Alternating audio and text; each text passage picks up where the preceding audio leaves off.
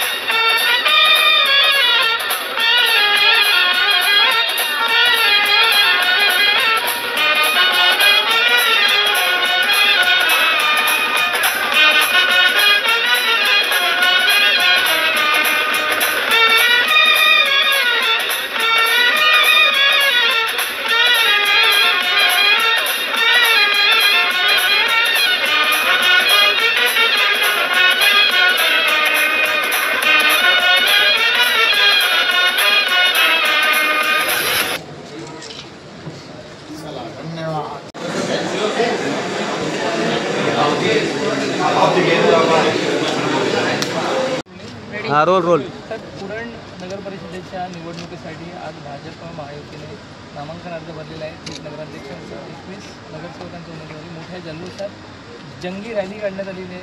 पहिली प्रतिक्रिया आज या ठिकाणी उरण नगर परिषदेच्या नगराध्यक्ष आणि 21 नगरसेवकांचा अर्ज भरण्याची जल्लोषामध्ये एक रॅली काढून आमचे नेते महेश बालदीजी, प्रशांत ठाकूरजी, म्हात्रे साहेब, अविनाशजी या सर्वच सहकाऱ्यांच्या बरोबर आणि आमच्या उमेदवार शोभाताई याबरोबर आज अर्ज दाखल केला।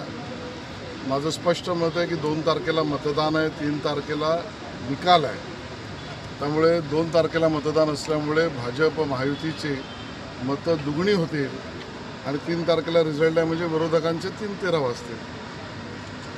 निवडणुकीसाठी मोर्चे बनवणे कशा पद्धतीने सर्व पक्ष एकत्र आम्ही आहोतच। संघटनात्मक ताकद या ठिकाणी मजबूत आहे। महायुती म्हणून केलेल्या कामाची पोचपावती जनतेची आहे।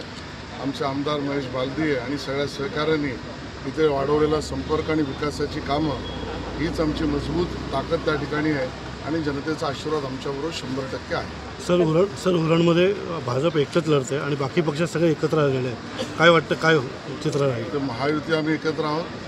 अन्य पक्ष कोण कोणाबरोबर काय करतो याच्याशी आमचं लेनदेन नाही, त्यांचा जनतेशी संपर्क नाही। उरणवासियांचा चॉईस भाजप आणि महायुती आहे। तर उरणमधली स्थिती आहे, मात्र ठाणे, मुंबई असेल किंवा नवी मुंबई असेल, पनवेल असेल, अद्याप महायुतीबाबत कोणते चित्र स्पष्ट नाही। कधीपर्यंत भूमिका स्पष्ट होईल? महानगरपालिकांच्या निवडणुका जशा घोषित होतील तेव्हा चित्र स्पष्ट होईल। त्यामुळे महायुतीच सर्वसाधारण लढायचं हीच आमची भूमिका आहे। धन्यवाद।